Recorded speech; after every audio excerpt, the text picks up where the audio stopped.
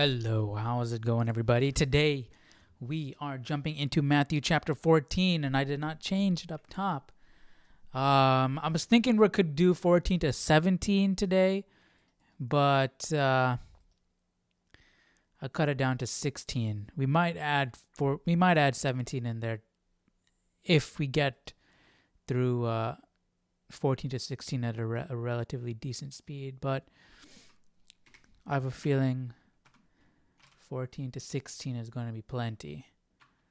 So let's get our Bibles out. And while you guys are getting your Bibles out, I'm gonna move this. Okay. I can get the text up on here.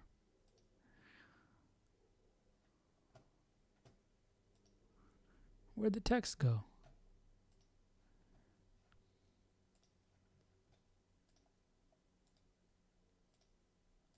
There we go. All right. We got the text up. Let's make sure we're not lagging. Okay, we're good. So, today we're talking about the feeding of the 5,000.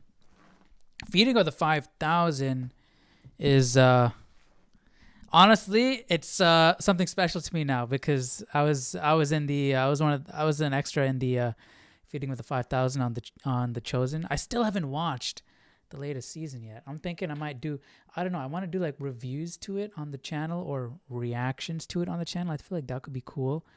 But yeah, I still haven't seen it yet.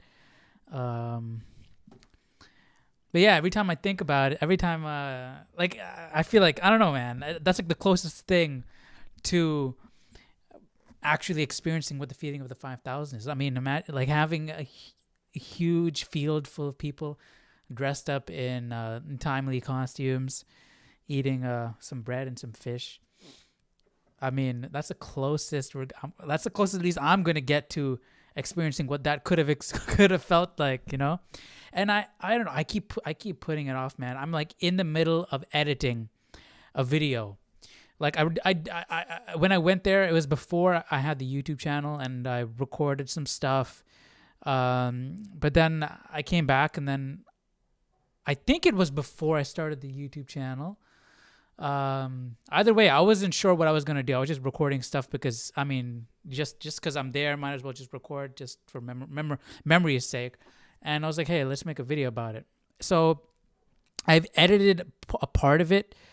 I haven't gone around to, I keep putting it off because I was just recording just random stuff, you know, just recording here and there. So I have a lot of footage to sift through.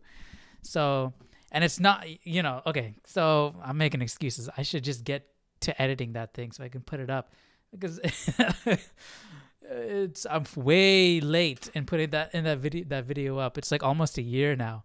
But anyways, let's get to Matthew chapter 14. Let me turn the volume on. It's going to be interesting because we've seen anytime we get to a big event in the Bible, it's really interesting because it's been shown on TV, like The Chosen in this case. It's been shown in different movies and whatnot. So it's cool to see what the original text says. Because a lot of times, I mean, we're not reading these stories straight from the Bible every single day, or at least I wasn't. So a lot of the more recent memories are what we see in movies and TV shows and stuff, and that's not good. So now to see it right from the original text, right from the Bible, is cool. So let's jump into this, Matthew chapter 14.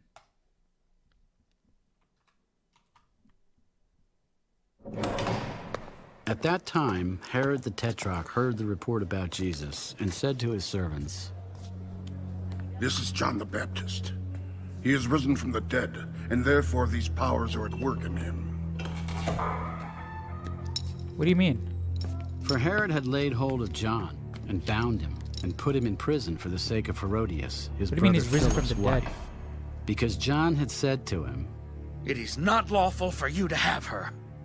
And although he wanted to put him to death, He feared the multitude, because they counted him as a prophet. Yeah. Even Jesus said, like, this is Elijah. But let me look this up here in my Bible. Why is it saying he has risen from the dead? 14:2. John the Baptist had already been beheaded. How that happened is recorded in the following verses. According to Herod, the miracles of Christ were so wonderful that they could only be explained as the work of a resurrected prophet, perhaps John the Baptist. So they're not even so we're talking about, they're saying that the miracles that are that are occurring are actually from John the Baptist. At the time of Herod, the tetrarch, at that time, the last thing we read was Jesus was rejected in Nazareth, right? He was preaching there and he was rejected from there. And prior to that, we were talking about a whole bunch of parables he taught. So at that time, I'll just give you some context. So at that time, Herod, the tetrarch, heard the report about Jesus and said to his servants, "This is John the Baptist. He is risen from the dead." So Herod is saying that the one who is doing all these teachings and all these things is John the Baptist. He is risen from the dead, and therefore these powers are at work in him.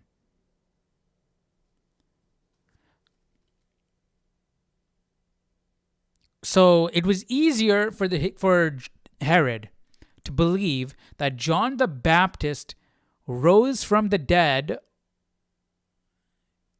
and are performing miracles than the Messiah has come. How did a prophet rise from the dead on his own? For Herod had laid hold of John and bound him and put him in prison for the sake of Herodias. So he's scared. He's saying this out of fear. He's scared. So he's looking at the worst case scenario here. John the Baptist raised from the dead. God brought him back. Now he's coming for revenge. Or maybe not revenge, but he's just scared. He's paranoid. Because John had said to him, it is not lawful for you to have her. Yeah, so it's his guilty conscience. He's coming up with these crazy theories. And although he wanted to put him to death, he feared the multitude because they counted him as a prophet. But when Herod's birthday was celebrated, the daughter of Herodias danced before them and pleased Herod. Therefore he promised with an oath to give her whatever she might ask. So she, having been prompted by her mother, said, "Give me John the Baptist's head here on a platter." And the king was sorry. Nevertheless, because of the oaths and because of those who sat with him, he commanded it to be given to her. So he sent and had he didn't John really want to beheaded do in it. prison. And his head was brought on a platter and given to the girl, and she brought it to her mother. Then his disciples came and took away the body and buried it, and went and told Jesus. When Jesus heard it, he departed from there by boat to a deserted place by He's himself. feeling bad. See, so he does have some sort of earthly attachments. Is his cousin. He probably, he's probably spent time with him as a kid and whatnot. Because remember, we were talking about how Jesus' mother Mary and his brothers were there, and Jesus said, pointing to the multitude, this is my mother and my brothers, right? Because he was looking at the big picture. He wasn't looking at his earthly ties and connections, his heavenly family. That's what he was looking at. But here, it hit him. He departed from there by boat to a deserted place by himself. He wanted to be by himself. So now this also brings to question for me when Jesus said, when one of the disciples or someone said they need to go and bury their relative before they come and follow Jesus. And then Jesus said, "Let the dead bury the dead." That person wanted time away with their dead loved ones. So now does Jesus have a certain, now can he empathize?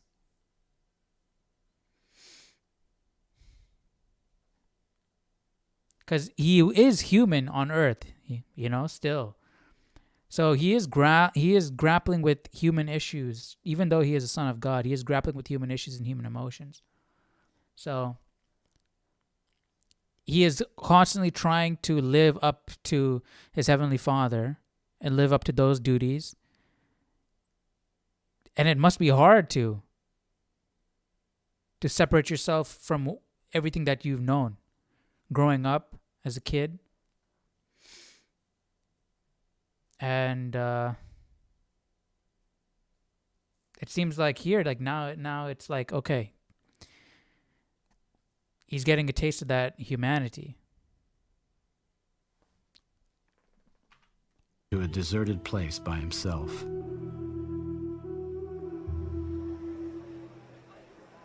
But when the multitudes heard it, they followed him on foot from the cities. And when Jesus went out, he saw a great multitude, and he was moved with compassion for them, and healed their sick. When it was evening, his disciples came to him. This is a deserted place, and the hour is already late. Send the multitudes away that they may go into the villages and buy themselves food. They do not need to go away. You give them something to eat. We have here only 5 loaves and 2 fish. Bring them here to me.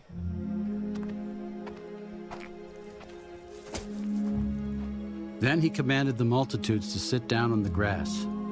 And he took the 5 loaves and the 2 fish, and looking up to heaven, he blessed and broke and gave the loaves to the disciples, and the disciples gave to the multitudes. So they all ate and were filled, and they took up 12 baskets full of the fragments that remained. Now those who had eaten were about 5,000 men, besides women and children. Immediately Jesus made his disciples get into the boat and go before him to the other side, while he sent the multitudes away. And when he had sent the multitudes away, he went up on the mountain by himself to pray. Now when evening came, he was alone there. But the boat was now in the middle of the sea, tossed by the waves, for the wind was contrary. Now in the 4th watch of the night, Jesus went to Hey, them, Ricky, how's it going? walking on the sea. And when the disciples saw him walking on the sea, they were troubled. Oh, it is a ghost! They cried out for fear. But Imagine immediately seeing Jesus- that. That must have been mind blowing. Seeing something like that. I mean, we're sort of numb to things like this because we watch movies and we see fantastical things, and even to us, seeing something like that in person would be crazy. But back then, seeing someone walk across the water like that in a stormy sea.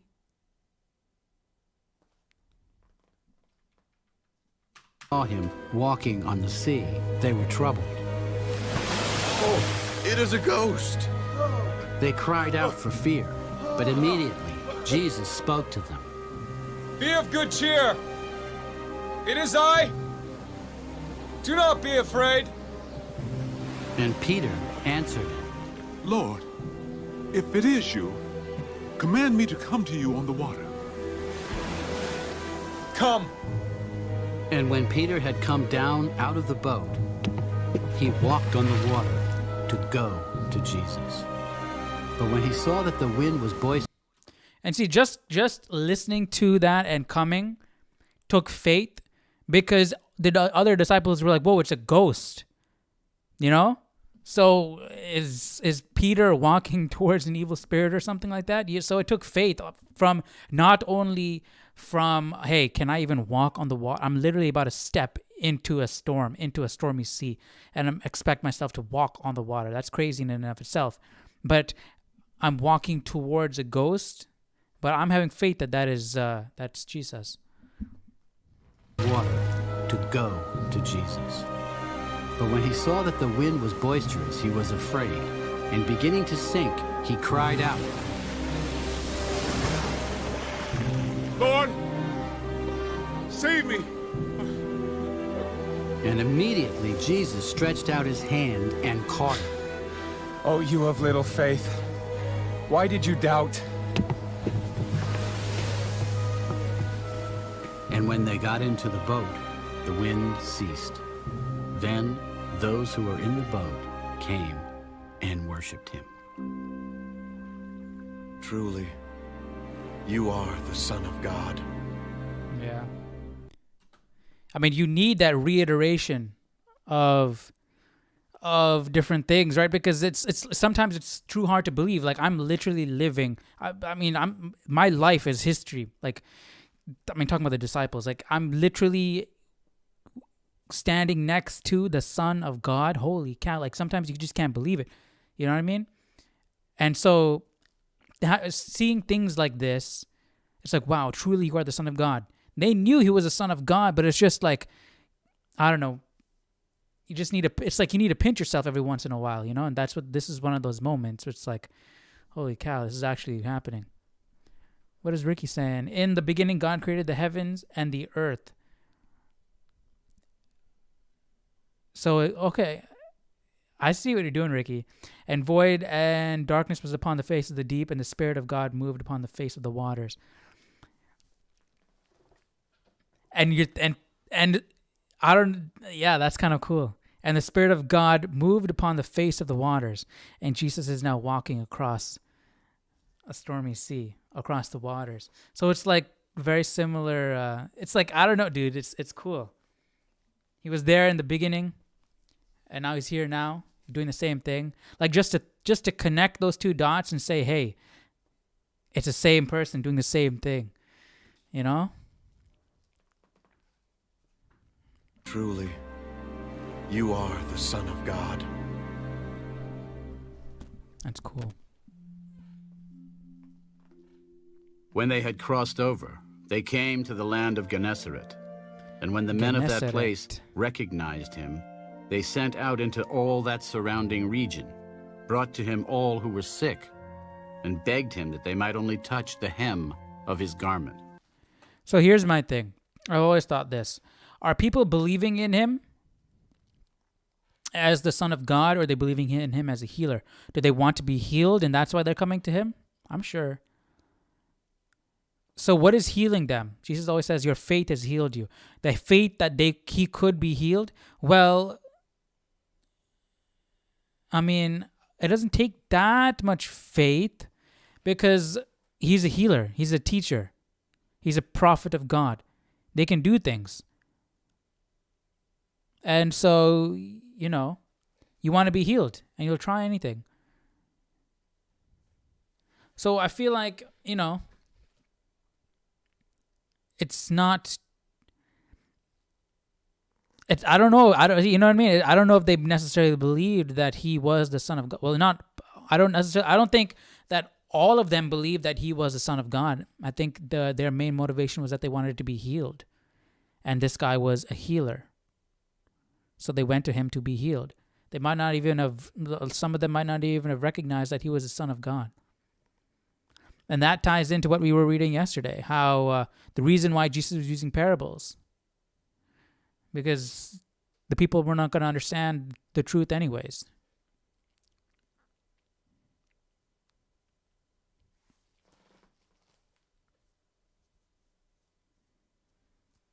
But I can also say that it ties to the same idea of like, it's easier for these people to have faith in God, have faith in Jesus, because they need healing. So they're in a position where they will give up anything to be healed. They will believe anything to be healed, right? And they're believing in God to be healed because they're desperate. They're ready to give their life to God in that way. Whatever the cause is, they're ready to give themselves to have full faith to believe in God in order to be healed, right? In the same way, how Jesus said it's hard for a rich man to enter heaven than a poor person, because a poor person doesn't have much to give. So it's easier to say, hey, fine, I'll leave everything and come follow you. Versus a rich person, it's harder. So in the same way, with intellect, like nowadays, like a lot of people who are really intelligent, who are thinking logically, how is some person putting mud on a person's eyes and they're able to see? Doesn't make sense. I can't believe that. So you can liken that. So you can liken knowledge and intellect to wealth, and by having a lot of it, it's going to be harder to surrender. You know, I'm not saying that wealth and knowledge and intellect are bad. Obviously, they're not bad, but it's harder to step outside of your own head, outside of the world that you created for yourself. You know, and that's why Jesus respects people like that who can do that.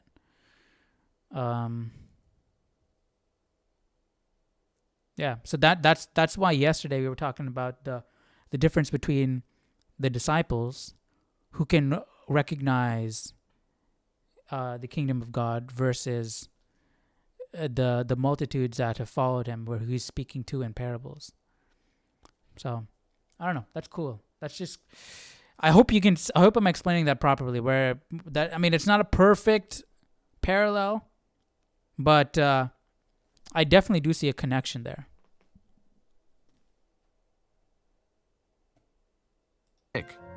And begged him that they might only touch the hem of his garment.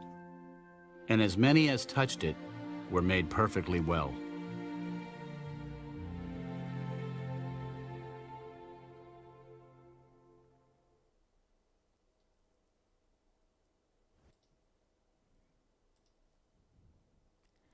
Asmongold. That's not what we want here. At that time, Herod... No, we want 15.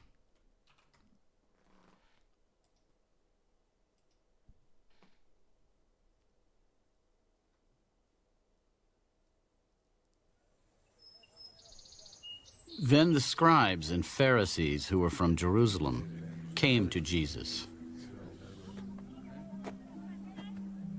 Why do your disciples transgress the tradition of the elders? For they do not wash their hands when they eat bread.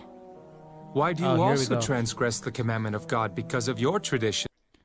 Then the scribes and Pharisees who were from Jerusalem came to Jesus saying, "Why do your disciples transgress the tradition of the elders?" Remember, Jesus is a big picture thinker. For they do not wash their hands when they eat bread. He answered to them, For God commanded hands when they eat bread.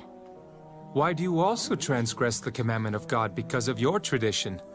For God commanded, saying, Honor your father and your mother, and he who curses father or mother, let him be put to death. Wow. But you say, Whoever says to his father or mother, Whatever profit you might have received from me is a gift to God, then he need not honor his father or mother. Thus you have made the commandment of God of no effect by your tradition. Hypocrites! Whatever profit you might have received from me is a gift to God. Then he need not honor his father and mother. So they believed if you gave your whatever profit you might, whoever says to his father, mother, whatever profit you might have received from me is a gift to God, then he need not honor his father and mother. So if you give your parents a gift, it's a gift to God, so you don't need to honor your father and mother. Is that what they believed? Let's see what my Bible says.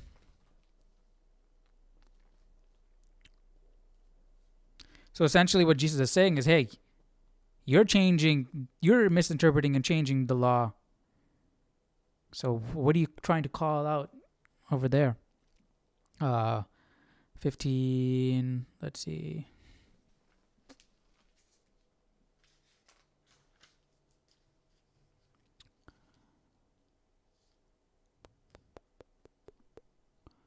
The fact that the scribes and Pharisees had traveled from Jerusalem to Galilee to see Jesus indicates that Jesus' reputation was becoming widespread.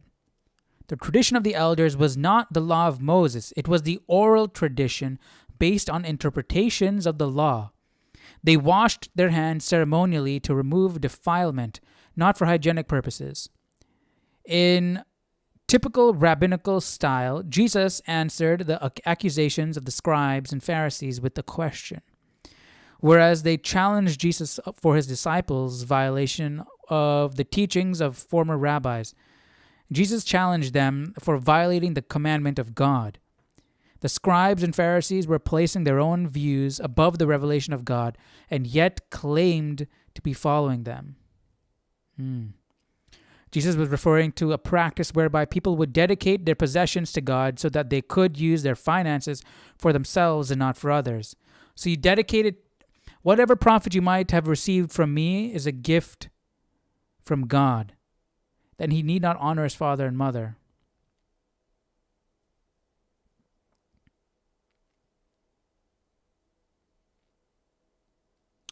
I honestly don't see how that works. So if you give your parents something, it's a gift from God. And therefore, you don't need to honor your father and mother. How does that two connect? My Bible is saying, let me read that again. Jesus was referring to a practice whereby people would dedicate their possessions to God so that they could use their finances for themselves and not for others. For example, if parents needed money, the children could excuse themselves from helping because their resources were already dedicated to God. This ruse kept people from honoring their parents by taking care of them in their old age.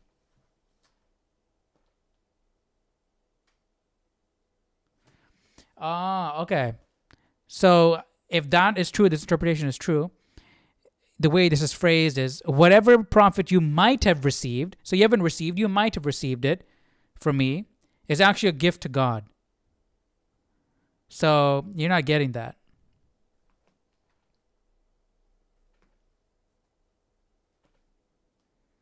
Thus you have made the commandment of God of no effect by your tradition. So forget about all these traditions, these man-made traditions. Why? I mean, you don't have to forget about them. But why are you putting them above God's commandments? Hypocrites. So the Pharisees and the scribes lost the big picture.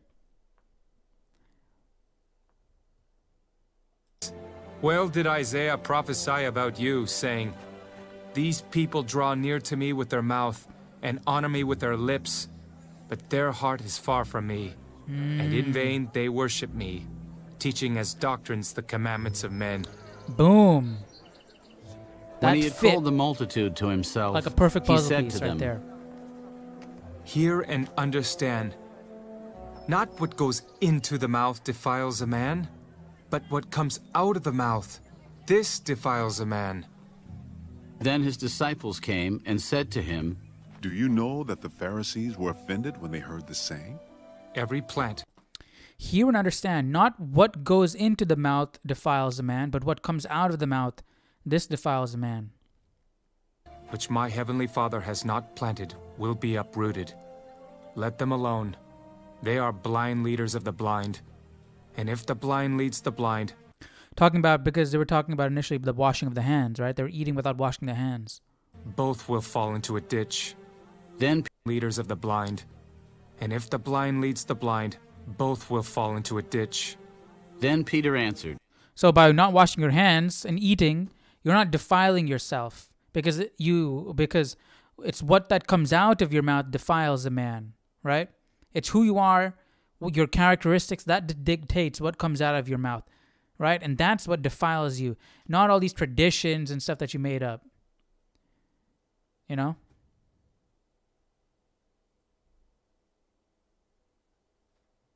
And said to him, Explain this parable to us. Are you also still without understanding? Do you not yet understand that whatever enters the mouth goes into the stomach and is eliminated? But those things which proceed out of the mouth come from the heart, and they defile a man. For out of the heart proceed evil thoughts, murders, adulteries, fornications, thefts, false witness, blasphemies. These are the things which defile a man. Yeah. But to So my question now is,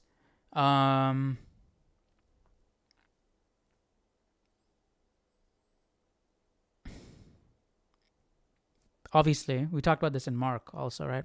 The clean and unclean animals, right?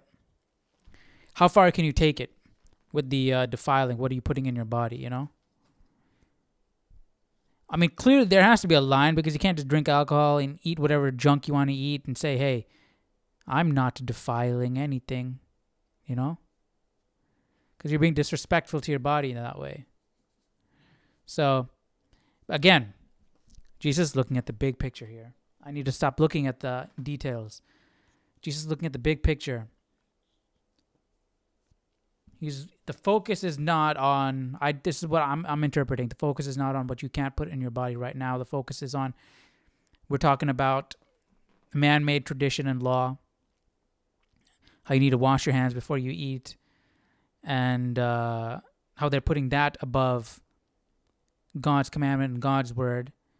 And Jesus is pointing out that it's more important about what comes out of you, because whatever goes in is going to get, eliminated in your stomach, right? It's going to get digested.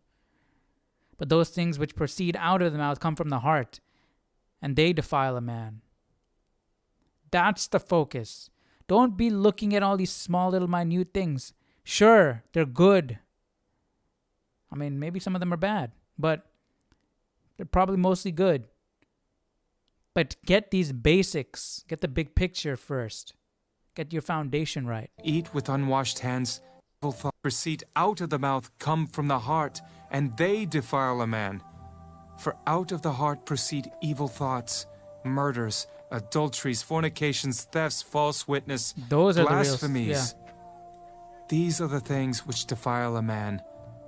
But to eat with unwashed hands does not defile a man. Right. Okay, so not talking about clean and unclean animals. We're still specifically talking about eating with unwashed hands. That doesn't defile a man. Again, big picture here.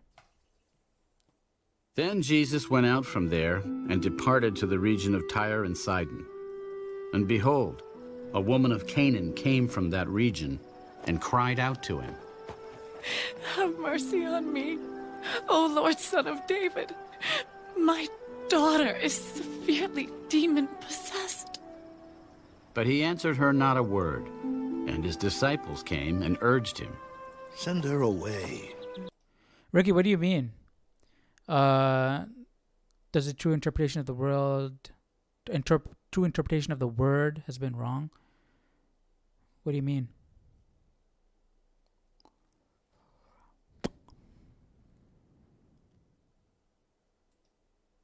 But he answered her not a word, and his disciples came and urged him, Send her away, for she cries out after us. I was not sent except to the lost sheep of the house of Israel. Then she came and worshipped him. Lord, help me. It is not good to take the children's bread and throw it to the little dogs. Yes, Lord. Yet even the little dogs eat the crumbs which fall from their master's table. Oh, woman, great is your faith. Did he do that to test her faith? Because that's kind of it's a little mean, right? Maybe he might have done that to test her faith. Said that, you know. It's not good to take the children's bread and throw it to the little dogs. Come on, Jesus. And she said, Yes, Lord. Yet even the little dogs eat the crumbs which fall from their master's table. Oh, woman, great is your faith. Right? So it sounds like, okay, whoa. He got his answer there. He's relieved. Wow, she is faithful. She has great faith, you know? Let it be as you desire. So it sounded like a test. A little bit of a test there to see what her response would be. Let it be to you as you desire. And her daughter was healed from that very hour. Jesus departed from there, skirted the Sea of Galilee, and went up on the mountain, and sat down there. Then great multitudes came to him, having with them the lame, blind, mute, maimed, and many others. And they laid them down at Jesus' feet, and he healed them. So the multitude marveled when they saw the mute speaking, the maimed made whole, the lame walking, and the blind seeing. And they glorified the God of Israel. Now Jesus called his disciples to himself. Wait. I just want to back up here because I was reading this while it was going on.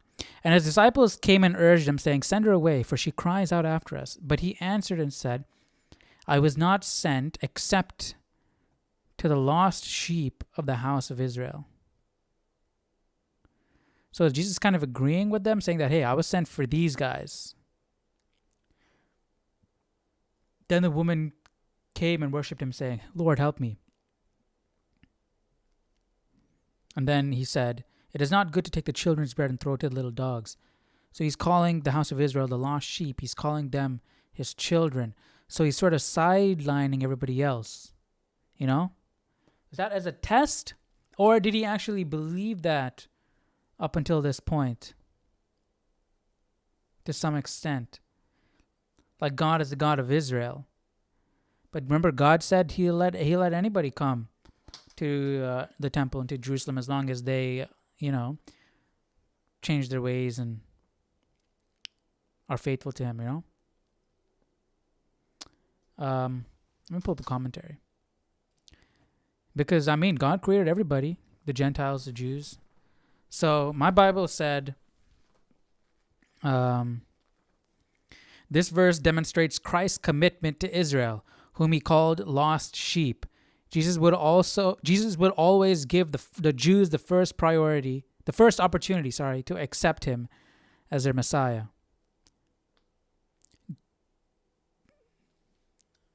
The first opportunity to the Jews. So it's like God is showing favoritism amongst his creation.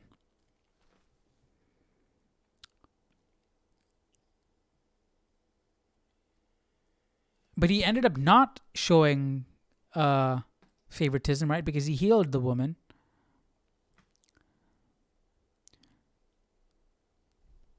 The children that Jesus referred to were the people of Israel. The little dogs referred to the Gentiles. Okay, yeah, we know that. That's all it said. Let me pull up a commentary.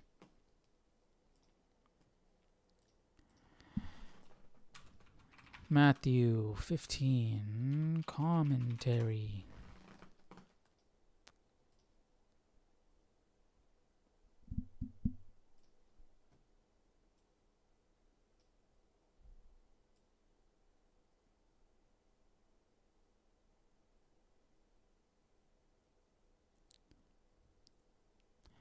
This woman came to intercede for her daughter, and she provided a picture of an effective intercessor.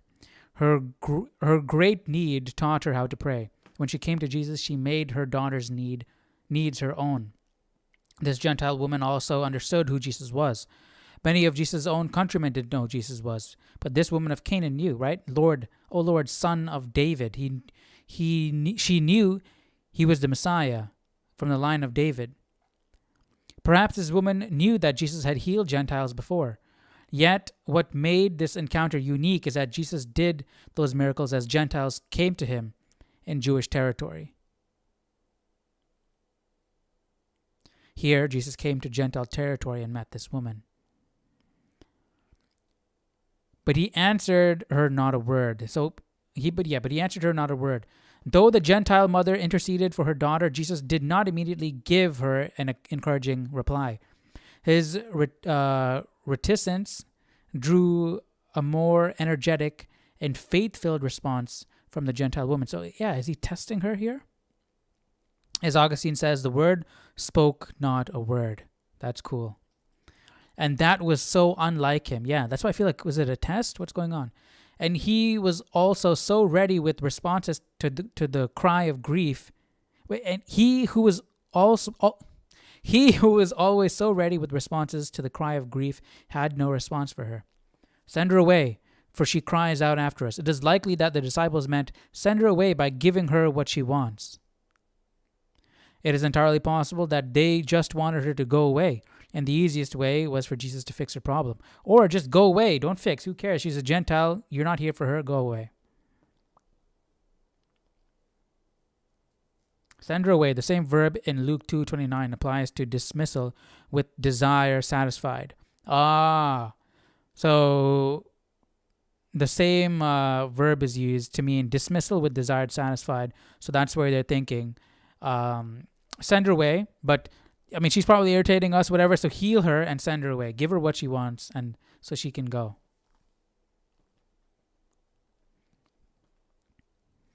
I was not sent except to the lost sheep of the house of Israel. Jesus defined the focus of his mission to his irritated disciples and to the Gentile woman. He made it clear that he was not sent to Gentiles like her. It is fair to ask whether Jesus meant the lost sheep among the house of Israel, or meant to say that Israel as a whole were lost sheep.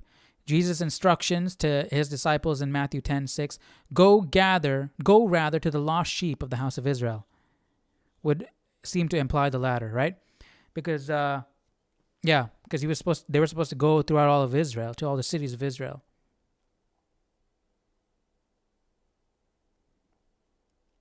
Then she came and worshipped him, saying, Lord, help me. She responded to the rebuff from Jesus with increased dedication to prevail with her request. So, that's why Jesus is saying, wow, he was impressed by her faith, because he kept trying to turn her away, just brushing her off, but she kept coming back. In doing so, the Gentile woman continued to show what a dedicated intercessor does. She could not solve the problems of the destiny of her race and of the Lord's commission, but she could pray. If, as a shepherd, he may not gather her, yet as Lord, he may help her. I urge you to seek the conversion of others to follow her example. Notice she did not pray, Lord, help my daughter, but Lord, help me. That's why she put her daughter's burden onto her. I commend this prayer to you because it is such a handy prayer. You can use it when you are in a hurry. You can use it when you are in a fright. And you can use it when you have not time to bow your knee. You can use it in the pulpit if you are going to preach. You can use it when you are opening your shop. You can use it when you are rising in the morning. It is such a handy prayer that I hardly know any position in which you could not pray it. Lord, help me. It is not good to take the children's bread and throw it to the little dogs. Jesus continued to say discouraging things to the woman, yet this was not quite as severe as it might first sound. When Jesus called her one of the little dogs, he used little as a way to soften the harshness of calling her a dog. Still, this softened the traditional Jewish slur towards Gentiles, which called them dogs in the most derogatory sense. We are at a great advantage of not hearing the tone of Jesus' voice. Great disadvantage of not hearing the tone of Jesus' voice. Yes, as he spoke to this woman. We suspect that his tone was not harsh. I wouldn't think it was harsh either, judging by his later response. We suspect that it was winsome, with some effect of inviting greater faith from the woman. It is possible to speak harsh words in a playful or winsome manner. Its harshest word, dogs, contains a loophole. Dogs does not compare Gentiles to the dogs without in the street, but to the household dogs belonging to the family, which have their portion, though not the children's. I don't know about that. But we did say, we did hear the dogs, eating the crumbs from the master's table, so maybe so. Because a dog on the street doesn't have a master. Yes, Lord, even the little dogs eat the crumbs which fall from the master's table. The woman responded with great faith. She admitted her low estate and did not debate the issue when Jesus called her one of the little dogs. She did not demand to be seen as a child, but only to be blessed as a dog. See, that takes humility, humbleness. But why would you accept your place as lower than a Jew? And why would Jesus entertain that way of thinking?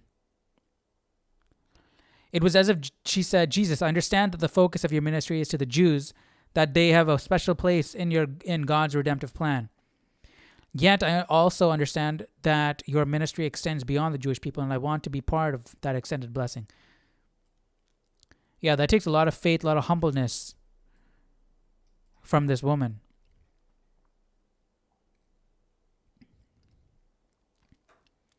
And my thing is, why did Jesus test her so much and not the other Jews that came to him? Maybe he was making an example of her so the disciples can see. Like, look, this Gentile woman has this much faith. Her response is especially meaningful in light of the increasing rejection of Jesus by the Jewish religious leaders.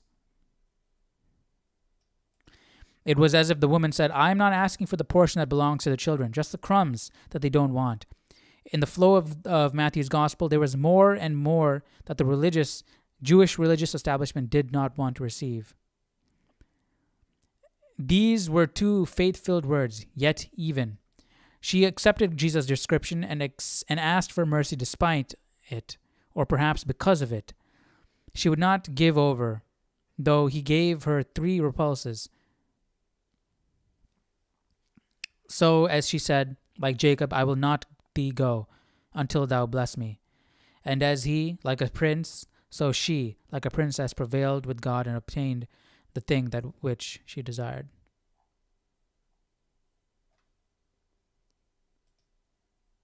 Multitudes came to him, having with them the lame, blind, mute, maimed, and many others. And they laid them down at Jesus' feet, and he healed them. So the multitude marveled when they saw the mute speaking, the maimed made whole, the lame walking, and the blind seeing. And they glorified the God of Israel. Now Jesus called his disciples to himself. I have compassion on the multitude, because they have now continued with me 3 days and have nothing to eat. And I do not want to send them away hungry, lest they faint on the way. Where could we get enough bread in the wilderness to fill such a great multitude? How many loaves do you have? 7, and a few little fish. So he commanded the multitude to sit down on the ground. And he took the 7 loaves and the fish and gave thanks, broke them, and gave them to his disciples. I remember when I first found out about this, how there was a feeding of 5,000, and then a feeding of the 4,000 right after. I was like, wait, what? With fish and bread also? And the disciples gave to the multitude. So they all ate and were filled, and they took up 7 large baskets full of the fragments that were left.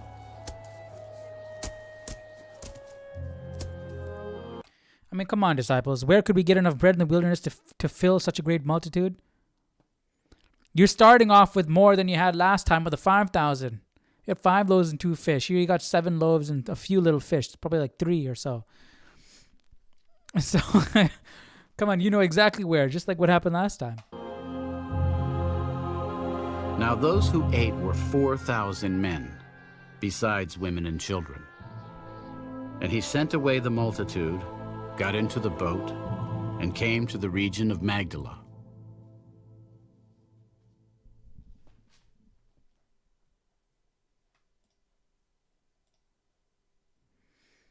Yeah, see, I told you, we can't do 17. It's already an hour.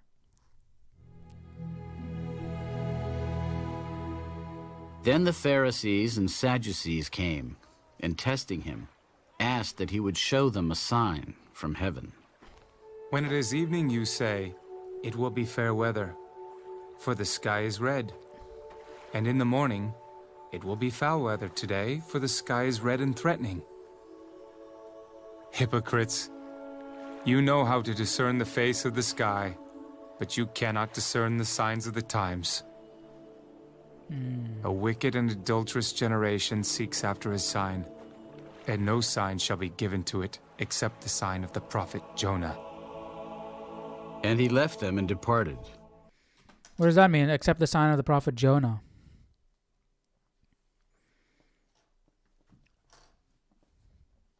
(16).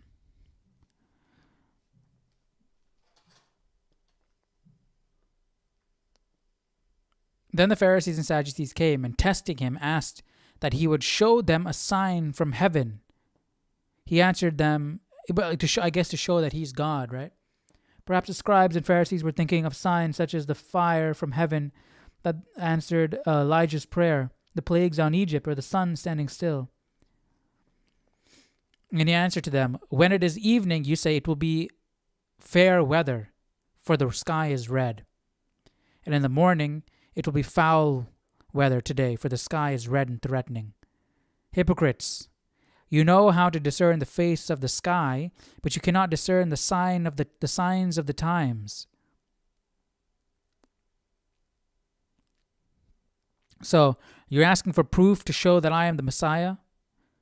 But you can discern the weather, you can discern all that stuff, but you can't discern what's happening right here in front of you right now. A wicked and adulterous generation seeks after a sign, and no sign shall be given to it except the sign of the prophet Jonah. Right? We are seeking signs, right? Because it's easy. Give us a sign, please. Give us a sign. You know? And then we can understand. We can have faith.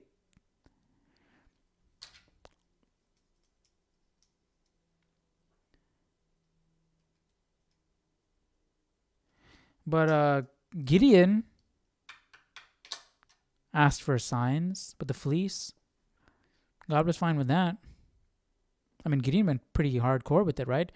You know, no dew on the ground, let it all soak in the fleece, and then dew on the ground, nothing on the fleece, you know? So he checked and double checked to make sure.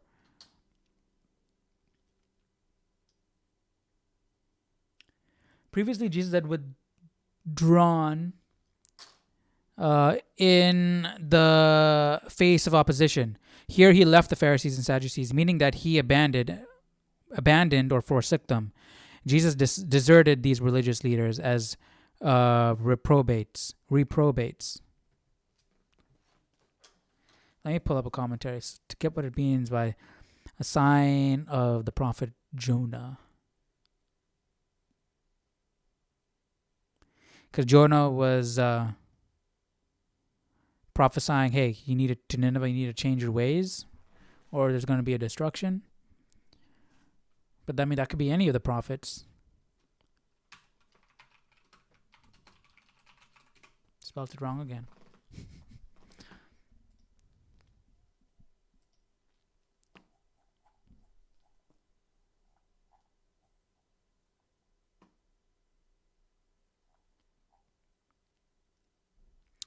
Jesus condemned their hypocrisy. They felt confident about predicting the weather from the signs they saw around them, but were blinded to the signs regarding Jesus' messianic credentials right before their eyes. Jesus promised a sign that would have power to bring people to faith, his resurrection. He had previously mentioned the sign of the prophet Jonah. Like he'll be like in the belly of the whale, Jonah, 3 days, 3 nights, so shall the Son of Man be in the heart of the earth, right? That's what we're talking about here. No sign shall be given to you except the sign of the prophet Jonah. The death and resurrection of Jesus. That's the sign. So he's prophesying his own death. That's the sign. Okay. That's the sign that he's the Messiah. That's the only sign. If you can't recognize it, if you can't recognize it without a sign, that's the one sign that I'm giving you. Can't recognize it after that? Well, that reminds me of Lee Strobel's Case for Christ, right? He wanted to prove the Christian faith, right? Because I believe he was an atheist, and so he went and I believe he's a journalist or something like that, and he went to whatchamacallit, to prove that the existence of Jesus as the Son of God, right? And you can boil everything down to the resurrection, the death and resurrection of Jesus Christ. That's the crux of Christianity, right? So if you can prove that, then you'll prove Christianity to be true, the Bible to be true, and so that's what he did. And so Jesus is saying, hey, that's your sign right there. So that's cool. Like that's the crux of Christianity, and that's the one sign that Jesus gave to be like, all right, this is, you want it? Here's your proof right here. Except the sign of the prophet Jonah. And he left them and departed. Now when his disciples had come to the other side, they had forgotten to take bread. Take heed, and beware of the leaven of the... Don't worry about it. Remember, Jesus said, don't bring bread, don't bring clothes, don't bring anything. Just whatever's on your back, don't worry about it. God will provide. When his disciples had come to the other side, they had forgotten to take bread. Take heed, and beware of the leaven of the Pharisees and the Sadducees. And they reasoned among themselves. It is because we have taken no bread. But Jesus, being aware of it, said to them, O you of little faith, why do you reason among yourselves because you have brought no bread? I know. Just thinking about it. You have the Son of God with you, and you're like, dang, I didn't bring bread. Jesus could turn the world inside out and do whatever he wants right now, right in front of your eyes, if he wanted to. He could, you know what I mean? He could do, I mean, yeah, that's why it's like, to Jesus, he must have been like, are you kidding me right now? Are you serious? Like, so, but you can see this exemplifies what we were talking about earlier, how the disciples, you needed some reminders every now and then, like, holy cow, I'm with the Son of God. It's like hard to grasp. I mean, these guys are human also, so it's hard to grasp. The Son of God is on earth, and I'm his friend, and he's teaching me stuff. And I'm following him. I'm his apprentice. I'm his disciple. Like, you should not worry about a single thing.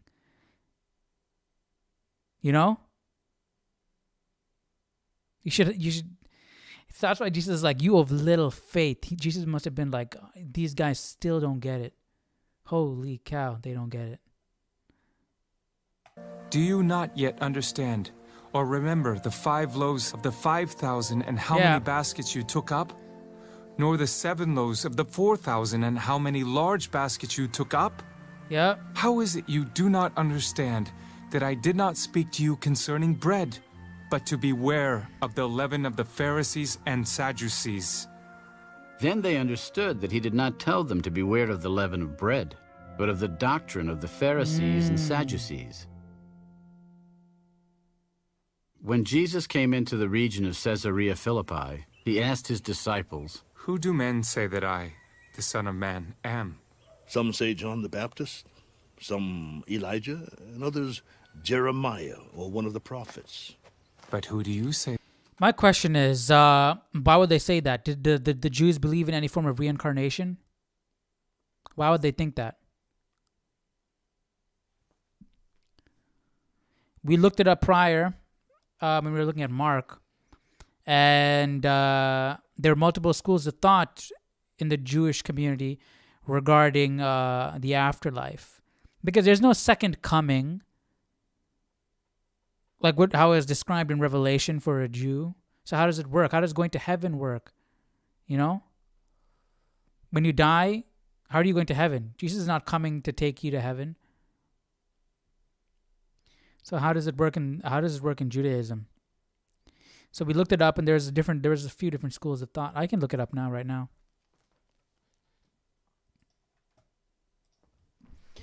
Da-dum.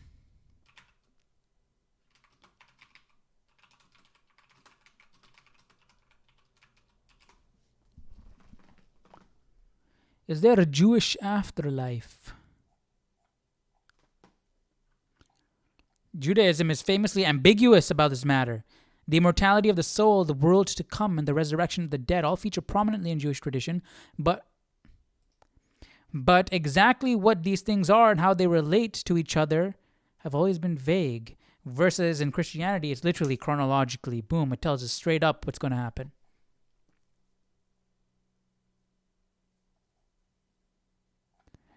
Well, we don't want a Christian perspective here.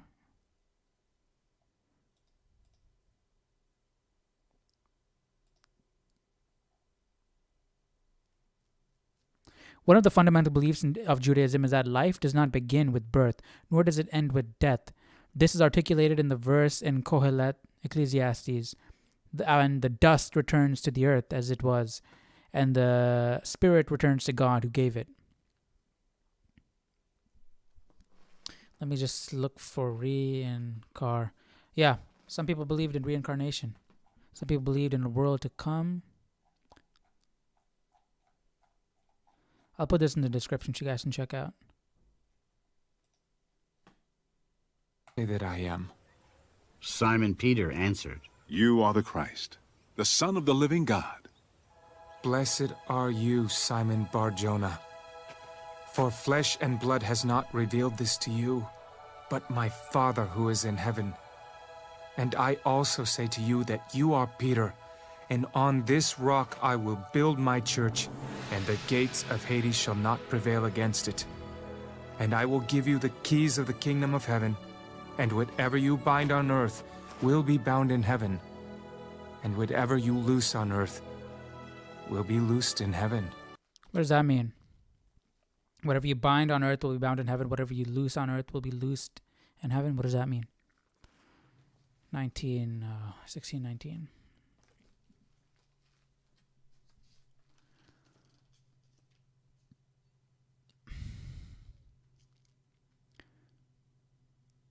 The kingdom of heaven, the keys of the kingdom of heaven may refer to Peter's opening the kingdom to various groups of people. The keys would open doors to the lost people. However, this term, or it could mean he inherited heaven, like he can go to heaven. The keys would open doors to the lost people. However, this term may have further significance. The keys seem to be explained by the binding and loosing discussed in the last part of the verse. In rabbinical literature, binding and loosing refers to what was permitted or not permitted. So this passage may refer to judgments that Peter would make about what would be permitted or forbidden in the church, the body of believers.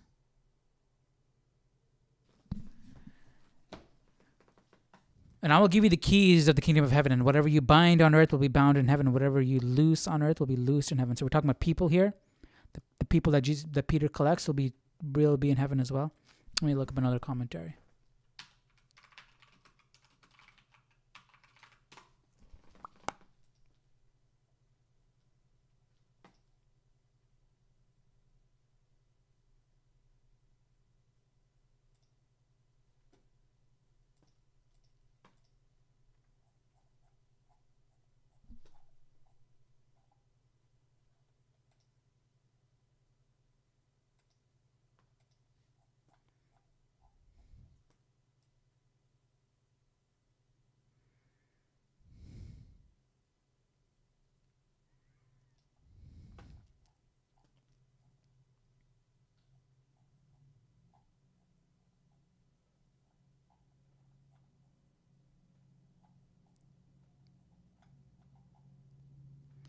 The power for binding and loosing is something that the Jewish rabbis of that day used. They bound or loosed an individual in the application of a particular point of the law.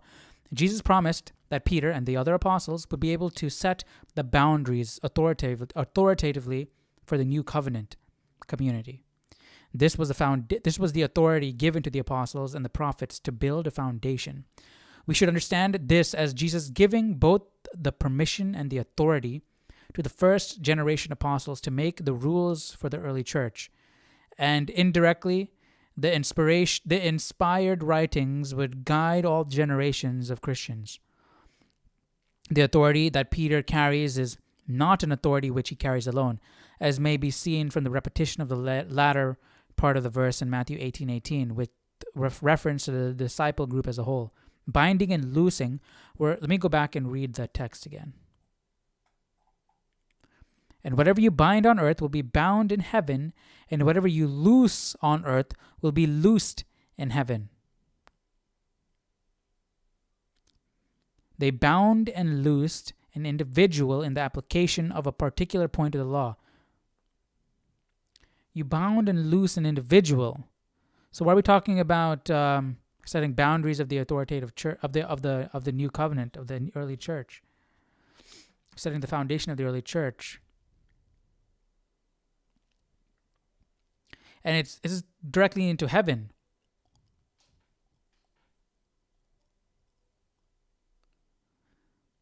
Peter and the disciples are not going to don't have authority over the law in heaven, but they're setting the precedent for the early church.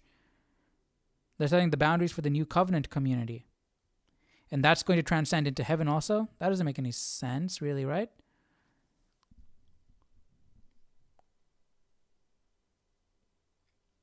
Because if according to the Jewish rabbis, they could bound and loose individuals, whatever you loose and whatever you bound will be bound or loosed in heaven. So you can bring people to heaven, you can pull people from heaven.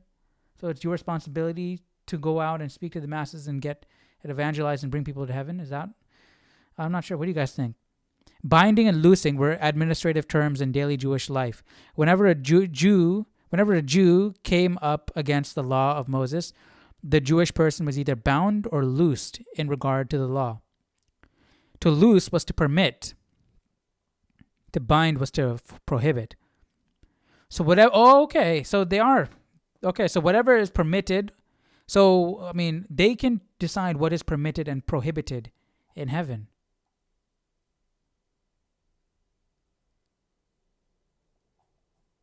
Wow. So they were given a good amount of authority.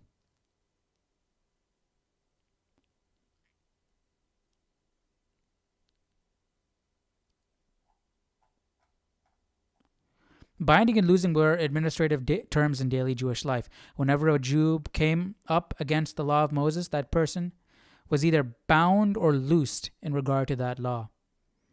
To loose was to permit, to bind was to prohibit. To loose was to free from the law. To bind was to put under the law. Their regular sense, which any Jew would recognize, was to allow and to forbid. To bind something was to declare it forbidden. To loose was to declare it allowed. I like this explanation. This is making it very clear. These were the regular phrases for taking decisions in regard to the law. In daily Jewish life, this could be rather complicated. Here is one example from ancient rabbinical writing cited by the teacher Mike Russ. If your dog dies in your house, is your house clean or unclean? Unclean. If your dog dies outside of your house, is your house clean or unclean? Clean. If your dog dies on the doorstep, is your house clean or unclean? Ancient rabbinical writings took the issue on and decided that if the dog died with its nose pointing into the house was unclean. If the dog died with his nose pointing away from the house was clean. Come on, man. Jesus would be like, what are you talking about? As their rabbi, Jesus did this binding and loosing for his own disciples. Without using the same words, this is what Jesus did when he allowed them to take the grains of wheat in the field. Yeah. That's cool.